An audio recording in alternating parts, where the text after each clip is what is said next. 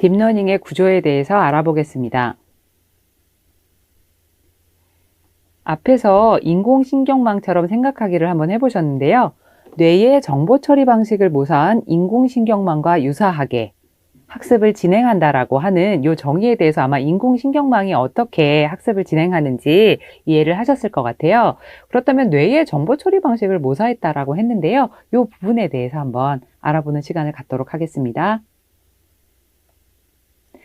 자, 뇌에 대해서 모사를 했다고 했으니까 저희가 뇌에 대해서 알아야 되겠죠? 자, 저희 뇌에는 뉴런이라고 하는 신경세포로 구성이 되어 있습니다. 네, 여러분 과학 시간 아니고요. 이 뉴런을 보시게 되면은 뉴런은 네, 이렇게 구성이 되어 있다고 합니다. 근데 저희가 알고 있는 거는요, 뉴런은 어떻게 움직이냐면 이렇게 인풋이 들어오면 얘가 아주 특징 있게 아웃풋을 내보내주는 이런 특징을 가지고 있거든요. 자, 인간이 가지고 있는 뉴런의 특징을 한번 확인해 보도록 하겠습니다.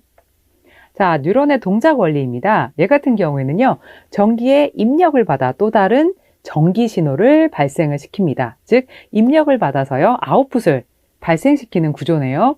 그런데 두 번째 특징을 가지고 있습니다. 그런데 뉴런은 입력을 받았다고 해서 즉시 반응을 하지 않아요. 그게 아니라 얘가 반응을 할 수 있는, 뉴런이 반응할 수 있는 어떤 입력 이상 누적이 된 경우에만 바로 아웃풋, 출력을 발생시키는 특징이 있습니다. 아, 인풋을 받으면 아웃풋을 주는데 이 인풋을 받아서 아웃풋을 줄 때 어떤 특정 조건이 돼야지만 아웃풋을 주는구나. 이 뉴런의 특징을 그대로 해서 한번 그림으로 나타내 본다면 이게 바로 자, 인풋이 들어왔을 때 아웃풋을 하는 것을 저희가 액티베이션, 활성화라고 생각을 할 텐데요. 즉 아무런 반응이 없다가 어떤 특정 상황이 되면 인계치가 되면 반응을 하는 것. 예, 그것을 가장 쉽게 표현한 함수가 바로 계단함수, 스텝 함수입니다. 네, 그래서 저희 뉴런은요, 인간이 반응을 하면 액티베이션, 활성화되었다고 얘기를 하는 거고요. 이거를 머신러닝이 인간의 뇌를 모사한다라고 하면 기계가 제일 잘하는 게 뭐죠, 여러분? 기계는 일단 숫자를 엄청 잘 다루죠. 예, 숫자를 엄청 잘 다루기 때문에 이 숫자를 다룰 수 있는 펑션이라고 하는 것으로 알려준다고 보시면 됩니다. 자, 그러면 딥 뉴럴 네트워크에 대해서 한번 보도록 하겠습니다. 뇌의 모습을 묘사했다고 했잖아요. 여러분 지금 보시면 이렇게 뉴런이 하나만 있는 게 아닙니다. 상당히 여러 개가 있죠. 여러 가지 뉴런들이 서로 연결되어 있습니다. 그죠? 그래서 이것을 딥러닝의 모습으로 한번 구조화해 본 거예요. 각각의 하나를 인공신경망, 노드라고 보시면 되고요. 얘네들은 각각 모두 이렇게 노드들끼리 연결이 되어 있습니다. 그죠? 이렇게 연결이 되어 있죠, 여러분. 네, 그래서 이거를 fully connected layer 이런 식으로 표현을 하는데요. 이렇게 입력을 주면 출력을 하는데요. 얘는 요 내부에서 계층이 여러 개가 존재를 할 수 있고 요 계층이 이렇게 여러 개 존재한다고 했을 때 바로 딥이라는 표현을 쓴다라고 보시면 됩니다. 네, 여러분 되게 이거 쉽죠? 네, 그래서 각각에 대해서 어떤 다른 값에 이렇게 영향을 주면서 가고 있는 거고 각각의 노드들은 그렇다고 입력을 받았다고 해서 바로 반응을 하는 게 아니라 내가 원하는 어떤 조건을 만족해야만 액티베이션이 된다라는 것으로 이해를 하시면 됩니다. 네, 그런 모습들을 딥러닝에서 묘사를 했다라고 보시면 됩니다. 자, 그러면 요거를 좀 더 그냥 커다랗게 볼까요? 네, 각각의 이름을 한번 알아보도록 하겠습니다. 여러분, 요거를 하나의 노드라고 봤잖아요. 그리고 각각에 대해서 레이어라는 이름을 붙입니다. 네, 그리고 입력 레이어, 네, 출력 레이어가 있을 거고요. 요 안에 있는 레이어들을 히든 레이어라고 표현을 하고 요 레이어의 개수에 따라서 각각의 값들이 다 연결이 되어 있는 거라고 보시면 될 것 같습니다. 그리고 이것들이 그러니까 2개 이상 이렇게 여러 계층이 있는 경우에 바로 딥이라는 표현을 쓴다고 생각을 하시면 되고요. 네, 그러면 여기에서 한 가지 더 살펴볼까요? 여러분 지금 이렇게 입력과 출력 레이어가 있었고요. 각각의 노드들이 있었습니다. 그랬을 때 각각의 그 다음 노드에 이렇게 값들이 연결이 되어지는데요. 저랑 금방 배우셨던 수식이 뭐죠? y는 ax, 그죠? ax라고 하는 결과가 y에게 가는 거잖아요. 네, 가게 되고, 이렇게 가게 되고, 가는 모습 다 보여드렸는데요. 여러분, 요 A라고 하는 게 크면 어떨까요? 네, 그냥 절대값 기준으로 생각을 해보시면 A 값이 크면 클수록 더 큰 값을 보내줄 거고, 그죠? A 값이 작으면 작을수록 작은 값을 보내줄 거기 때문에 각각의 요 A라고 하는 상수에 따라서 가중치가 달라진다. 가중치가 부여된다라는 걸로 보시면 될 것 같아요. 조금 더 설명을 드릴까요? 가중치라고 하는 걸 실은 제가 지금까지 요 A라고 했던 것들을 상수라고 표현을 했었는데 얘를 가중치라고 보시면 돼요. 왜? A가 크면 클수록 더 큰 가중을 주고 작으면 작은 가중을 주기 때문이죠. 네, 그래서 이렇게 요거를 웨이트, 가중치라고 합니다. 그래서 Y는 WX라고 할 거예요, 여러분. 네, 플러스 B는 저는 계속 얘기는 안 드리고 있기는 합니다. 이렇게 가중치가 각각의 노드에게 연결이 된다라고 하는 것을 이해하시면 돼요. 요 1차 함수 여러분 기억하시죠? 자, 그러면 요거를 좀 더 크게 써보도록 하겠습니다. 아까 여러분 뉴런이라고 하는 사람이 가지고 있는 신경세포를 보셨고, 자, 이거를 지금 모사를 했기 때문에, 기계가 모사를 했기 때문에 앞에 인공이라는 표현을 써주시면 되고요. 바로 인공 뉴런을 제가 아까 하나하나의 단위 노드라고 표현을 했습니다. 그래서 각각의 노드들은 앞에 있는, 그죠? 앞에 있는 것들의 값들에다가 가중치, 그죠? 각각의 입력값들이 가지고 있는 가중치들의 합으로, 그죠? 입력의 합을 가지고 있고, 이 입력의 합이 어떤 조건이 돼야만, 그죠? 활성화 조건이 되어야만 그 다음 출력을 내주는, 그죠? 활성화 함수라는 것들을 가지게 되는 겁니다. 네, 인간이 했을 때는 활성화인 거고요. 자, 기계이기 때문에 함수가 붙었다라고 보시면 쉽습니다. 네, 계속 제가 반복하고 있는데요. 자, 그러면 딥러닝에 대해서 다시 한번 말씀을 드릴게요. 중요한 피처에 가중치를 부여해서 학습을 한다. 자, 여러분 이제 아실까요? 네, 아까 가중치가 클수록 더 큰 값을 내고 작으면 작은 값, 즉 영향이 미비해지는 거잖아요. 가중치가 낮아지는 거잖아요. 그래서 이 결과값에, 그죠? 예측하는 값에 더 좋은 결과를 내주는 노드가 있다면 이 노드에 대한 가중치를 높이는 거죠. 네, 그래서 딥러닝이라고 하는 건 중요한 피처에 가중치를 부여해서 학습을 한다. 즉, 각각의 가중치들을 구하는 것 자체가 이 학습이라고 보시면 될 것 같습니다. 딥러닝의 학습 방법에 대해서 알아보도록 하겠습니다. 딥러닝의 학습 방법입니다. 딥러닝 모델의 매개 변수를 무작위로 부여한 후 반복 학습을 통해 모델의 출력값을 정답값과 일치하도록 매개 변수를 조금씩 조정한다. 네, 지금까지 저랑 얘기하셨던 것들 다 나왔죠. 매개 변수가 가중치였죠, 여러분. W. 그런데 모르는 거 하나 나왔네요. 바이어스. 바이어스. 요거는 여러분 제가 아까 안 다룬다고 했잖아요. Y는 A, X 플러스 B에서 요 B 값을 바이어스라고 부릅니다. 네, 그래서 요 A 대신에 저희는 W, 가중치를 쓰기로 했고요. 네, 다 알고 있는 용어네요. 그러면 요 알고 있는 용어를 어떻게 잘 할 수 있는지를 지금 보시면 될 것 같은데, 매개 변수를 조금씩 조정한다라고 했잖아요. 요 매개 변수를 조금씩 조정하는 것, 요거와 관련되어진 게 어떤 것들이 있냐면 역전파라는 게 있고 그라디언트 디센트라고 하는 최적화 알고리즘이라고 하는 것이 있습니다. 즉 정답과 일치하도록 매개 변수를 조금씩 조정하는 값인데요. 조금씩 최적화하는 값이고 그거를 하기 위한 방법이 역전파고요. 자, 그러면 역전파와 그라디언트 디센트 최적화 알고리즘에 대해서 알아보도록 하겠습니다. 자, 그럼 백프로파게이션, 제가 앞에서 말씀드렸던 역전파인데요. 이 역전파의 정의부터 한번 보도록 하겠습니다. 실제 값과 모델 결과값의 오차를 구해서 오차를 아웃풋에서 인풋 방향으로 보낸다. 네, 요거 자체 그냥 이해를 하시면 얘는 백프로파게이션, 뭔가 거꾸로 가나 보다. 아까는 인풋이 있고 여러분 아웃풋이 있을 때 인풋에서 아웃풋의 방향으로 갔었잖아요. 그런데 오차를 구할 때는 인풋 방향에서 아웃풋 방향으로 가는 게 아니라 거꾸로 가는구나 라고 그냥 이해를 하시면 되고요. 인풋에서 아웃풋까지 갈 때는 저희가 결과값을 예측하기 위해서 이렇게 갔다면 이 결과값에서 실은 저희가 예측한 값과 실제 값과의 차이에 오차가 나올 거잖아요. 이 오차에 대해서 전파하는 거는 백이다 라고 이해를 하시면 될 것 같아요. 그리고 아까 여러분 가중치 기억나시나요? y는 이제 a를 안 쓰고 wx라고 하기로 했죠? 우리는 x값도 알고 있고 y값도 알고 있습니다. 그래서 구해야 되는 게 바로 뭐였죠? 가장 현실을 잘 설명하는 w값인데요. 이 가중치를 재업데이트하면서, 즉 계속 반복적으로 찾아내면서 가장 좋은 w값을 찾기 위해서 노력하는 게 바로 학습 방법이라고 보시면 됩니다. 네. 자, 그럼 백프로파게이션에 대해서 한번 보여드릴게요. 백프로파게이션, 일단은 여러분 기억나시죠? 포워드 프로파게이션, 굳이 이렇게 표현해 드리진 않았었는데 인풋에서 아웃풋까지 저희가 각각에 대해서 이렇게 가중치들이 있을 때, 그죠?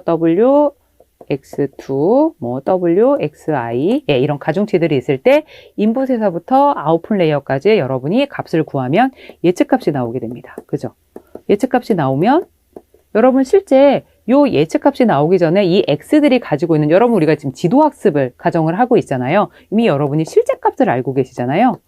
그래서 예측값과 실제값 사이의 차이를 저희가 뭐라고 했죠? 네, 오차라고 했잖아요. 네, 오차가 이렇게 구해졌습니다. 이 오차가 구해졌는데요. 그러면 이 오차를 잘 분배를 해야 각각에 대해서 제대로 된 W를 구할 수 있을 거잖아요. 저희가 아까 오차를 어떻게 활용하는지도 한번 간단하게 보셨었죠.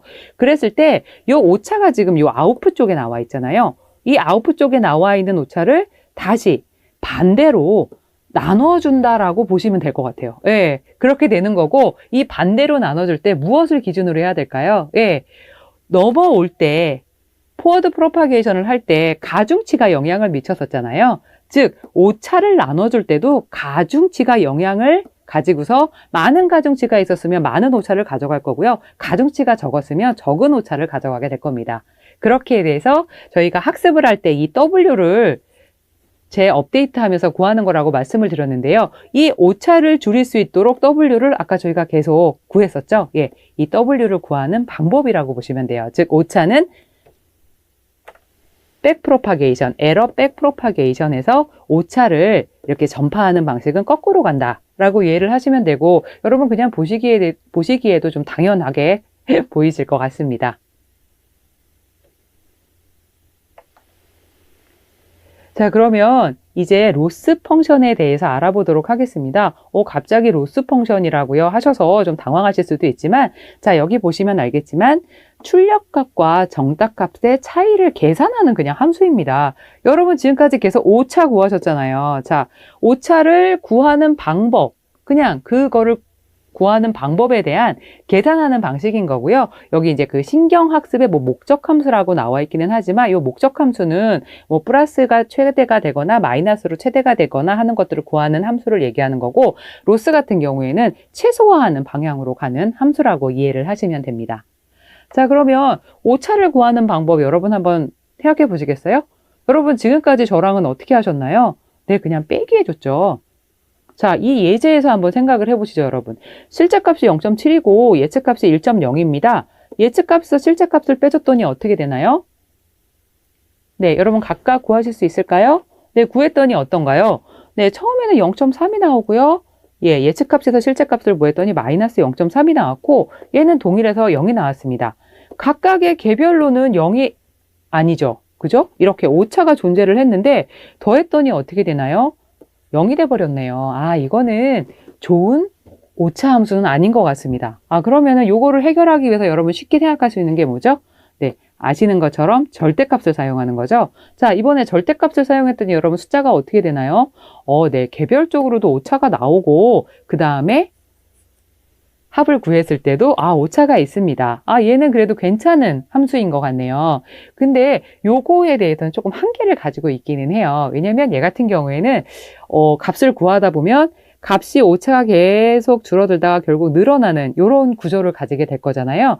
이렇게 V자의 형태를 가지고 있는 경우에는 앞에서 제가 말씀드린 것처럼 오버슈팅이 발생을 했을 때 진정하게 최저가 되는 오차를 구하지 못하는 그런 문제가 있을 수가 있습니다. 그래서 실제로 요거보다는요, 어떤 거를 선호하냐면 제곱을 선호합니다. 예측값에서 실제값을 뺐을 때 이렇게 마이너스가 나오지 않으면서 이렇게 V자 형태가 나오지 않는 모습. 여러분, 제곱했잖아요. 그랬더니 제곱함수, 여러분 뭐죠? 네, 2차 함수 기억나시나요? 2차 함수? 네. 그럼 2차 함수 보기 전에 여러분 먼저 요 값들 구해볼까요? 얘도 저희가 원하는 목적은 그대로 달성을 합니다. 네, 오차가 있고요. 그리고 오차의 합수를 구해도 오차가 남아 있습니다. 그리고 마이너스, 플러스 이런 것도 없죠. 예. 그런데 얘는 제곱을 하기 때문에 2차 함수 여러분 생각나시나요? y는 x제곱. 분명히 나랑 1차 함수만 얘기한다고 했는데 갑자기 2차 함수가 나와서 예, 여러분 당황하실 수도 있겠지만 정말 요거까지만 얘기를 드립니다. 그래서 2차 함수 이렇게 생겼잖아요, 여러분. 그죠? 이렇게 최저점을 가지고 이렇게 생겼잖아요. 그래서 요 최저점을 향해서 계속 움직이는 거. 그래서 요 최저점의 오차를 찾아내는 거. 요거를 하기에 되게 상당히 좋은 함수이기 때문에 얘를 사용해서 합니다. 자, 그러면은 저희가 아까 앞에서 오차 함수는 제곱을 하는 걸 가지고 했구나 라고 말씀을 드렸고요.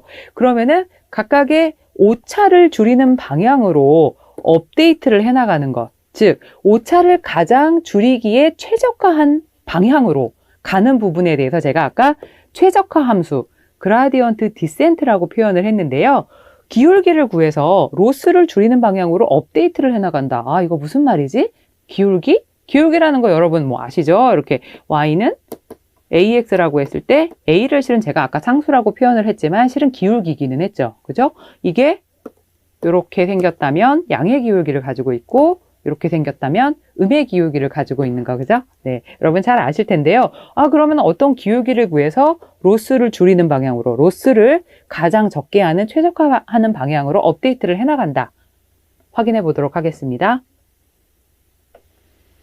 자, 그러면 여기 제가 한번 예제를 적어봤는데요. 아까 오차에 대해서 여러분 이렇게 구했잖아요. 그죠? 오차에 대해서 구했고요. 이 오차에 가장 영향을 미치는 게 여러분 뭐였죠? 우리가 원하고자 하는 건 뭐였죠? 가중치 W였죠? W를 구하려고 했습니다. 현실을 가장 잘 설명하는 y는 wx라고 했을 때 이 w라고 하는 가중치를 구하고 싶었습니다. 그런데 어떤 방향으로요? 여기가 바로 오차입니다. 이 오차를 최소화하는 방향으로요. 그죠? 그러면은 그거를 할 때 쓰는 방법이 바로 경사하강법이라고 얘기를 하는데요. 아까 우리가 오차를 구할 때 어떻게 했죠? 오차 함수, 제곱 함수, 2차 함수로 구했잖아요. 그죠? 자, 이렇게 구했습니다. 여러분 이 상황에서 한번 툭 하고 랜덤하게 던져보시죠. 자, 던졌더니 여기에 지금 값이 왔습니다. 요때 어떻게 하는 거냐면 요 시점에 기울기를 구하는 거예요. 요 공이 떨어진 시점에 기울기를 구했더니 요 기울기가 어떻게 되죠? 음의 기울기잖아요. 음의 기울기이면 지금 있는 방향보다 가중치를 플러스로 보내. 라고 얘기를 하는 겁니다. 네. 조금씩 개선을 하는데 방향성을 지금 가지고 있죠. 네. 그리고 다 동일합니다. 이번에는 공을 툭 던지셨어요. 그래서 얘를 구했더니 얘는 이번에는 그 순간의 기울기를 구했더니 이게 뭐가 나오죠? 네, 양의 기울기가 나오네요. 양의 기울기가 나오면 어떤 이 최저점을 가기 위해서 어떻게 가라고 하냐면 이 W를 줄이는 방향으로 가 라고 얘기를 해주는 거예요. 네, 이게 바로 경사하강법이에요, 여러분. 네, 각각의 W가 움직여야 되는 방향을 알려주는 거죠. 네, 생각보다 쉽죠. 조금씩 개선해서 최적화하는 겁니다. 네, 근데 지금 제가 이렇게 2차 함수를 보여드리긴 했는데 현실의 데이터는 솔직히 이렇게 생기진 않고요. 정말 막 이렇게 막 구불구불하게 막 이렇게 생겼어요, 여러분. 그래서 여러분이 여러 번 학습을 하셔야 되는 이유가 뭐냐면 여기가 지금 오차의 최저점이잖아요. 오차의 최저점인데 만약에 공이 다행히 이쪽으로 잘 떨어졌습니다. 그래서 얘가 움직이고 왜냐면 이때는 음의 기울기를 가질 테니까요. 이렇게 움직이다 보면 여기 최저점에 도달을 할 수가 있겠죠. 그런데 혹은 공이 여기로 떨어졌어요. 네? 이런 경우에도 잘 갈 수 있겠지만 자칫 잘못해서 공이 여기에 떨어졌다. 그리고 움직이는 게 정말 얘가 좀 그래도 이렇게 이어갈 수 있다면 좀 스텝을 좀 크게 움직일 수 있다면 이쪽으로 갈 수 있겠지만 스텝이 마침 엄청 작다. 그러면은 최저점이 아니라, 그죠? 이 지역적인 최저점에 머물러서 제대로 된 W 값을 구할 수가 없는 문제들이 있습니다. 그래서 상당히 많이 랜덤하게 수행을 해서 반복적으로 수행을 해서 가장 적합한 가중치를 찾게 되는 거고요. 그래서 이런 것들을 여러 번 반복을 해야 되기 때문에 여러분의 하드웨어가 필요한 거라고 보시면 될 것 같습니다. 자, 그래서 여러분 아까 제가 최적화 함수라고 표현을 드렸잖아요. 예, 지금 오차, 가중치를 구하는 가장 최적화하는 방법이고요. 이 GD가 바로 그라디언트 디센트입니다. 그래서 최초에는 이 그라디언트 디센트라는 것으로 해서 나왔는데요. 아까 보신 것처럼 아까 어떤 방향으로 갈 거야, 얼마나 크게 갈 거야에 따라서 정말 기존의 수학자들이나 데이터 사이언티스트 분들이 고민을 했고요. 이게 쭉 발전되어져 오는 방향이라고 보시면 될 것 같고, 최종적으로는 현재 가장 좀 핫하게 쓰이고 있는 거는 아담이라고 보시면 됩니다. 그래서 여러분이 아마 AI도 이지에서도요, 요 아담이라고 하는 최적화 알고리즘을 사용한다라는 것을 보실 수 있을 겁니다. 자, 그러면 제가 앞에서 액티베이션 펑션 말씀드렸었는데요. 요 계산함수 기억나시나요? 네. 아까 뉴런 같은 경우에들은 입력값이 있을 때 무조건 아웃풋 값을 내는 게 아니라 어떤 값에 도달해야만 아웃풋을 낸다고 말씀을 드렸잖아요. 그래서 바로 사람이 하면 활성화, 그죠? 사람의 뉴런이 하면 활성화인 거고, 인공 뉴런이 하게 되면, 노드가 하게 되면 거기에 펑션, 수식으로 나타내는, 왜냐하면 기계가 제일 잘 다루는 게 수식이니까요. 예, 그거인 거고, 최초의 액티베이션 펑션도 이렇게 발전되어 왔습니다. 그래서 처음에는 계단 함수였다가요, 지금은 렐루라고 하는 함수를 많이 사용을 하고 있어요. 그래서 이 렐루라는 함수를 기준으로 보시면 좋을 것 같고, 여러분이 나중에 아마 하나 더 분류를 하시게 되면 소프트맥스라고 하는 액티베이션 펑션 함수를 쓰시게 될 거예요. 이 소프트 펑션 맥스 같은 경우에는 분류를 해주는 거거든요. 뭐 이진 분류, 예스, 노인, 이진 분류를 할 수도 있고, 뭐 개인지, 고양이인지, 아니면 사자인지 이런 식으로 3개 이상의 분류를 할 때도 사용하는 게 소프트맥스라고 보시면 됩니다. 그래서 여러분께서 아마 렐루라고 하는 활성화 함수와 소프트맥스라고 하는 활성화 함수를 보실 것 같아요. 자, 이제 에포크와 배치 사이즈에 대해서 한번 알아보도록 하겠습니다. 지금 여러분 이게 전체가 하나의 데이터라고 보시면 돼요.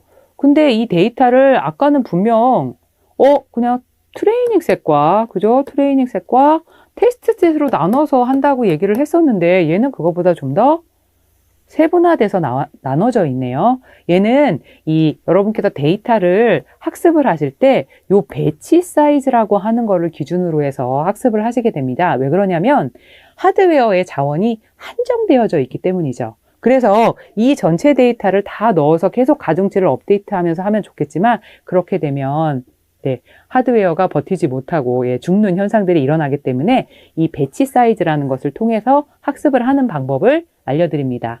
네, 그래서 1에포크는요, 모든 데이터셋을 한 번에 학습을 할 때 1에포크라고 얘기를 해요. 그리고 1이터레이션은 1회의 학습인데, 이 1회의 학습이 뭐냐면 데이터셋을 배치 사이즈 크기로 쪼개서 학습을 하는 것을 말합니다. 제가 뒤에서 좀 더 예제를 통해서 말씀을 드릴 텐데요. 대체로 이 배치 사이즈는 2의 n승 기준으로 만들어지면 좋다라고 얘기를 하기 때문에 16, 32, 64, 128 이 배치 사이즈라는 것을 사용을 하게 되고요. 이 배치 사이즈만큼 잘라서 학습을 하면서 무엇을 업데이트 하냐면, 여러분 학습을 할 때 가장 중요한 게 뭐였죠? 네, 가중치를 업데이트를 하게 됩니다. 즉, 이 배치 사이즈만큼 하나의 에포크를 돌면서 그러니까 몇 번의 가중치가 업데이트 되는지를 확인을 하실 수가 있겠죠. 그럼 예제로 한번 확인해 보시도록 하겠습니다. 자, 예제입니다. 총 데이터가 100개고요.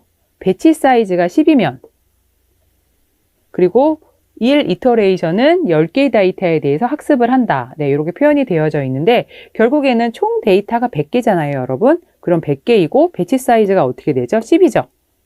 10이면 100을 10으로 나눠주면 이 1에포크 시에 10번의 이터레이션이 있다라고 보시면 되고, 이 10번의 이터레이션에 맞춰서 가중치가 업데이트 된다라고 보시면 됩니다. 네, 그래서 여기 아마 여러분께서 여러 번의 에포크를 시행을 하시는 걸 보실 수 있을 거고, 또 AI도 이지를 보시게 되면 배치 사이즈를 얼마로 설정을 하실지를 보시게 될 거예요. 근데 대체로 시스템에서 제공을 해주는 기본적인 값으로 하시면 될 텐데, 그거에 대해서 이 용어를 가지고 이해를 하시면 가장 좋을 것 같습니다.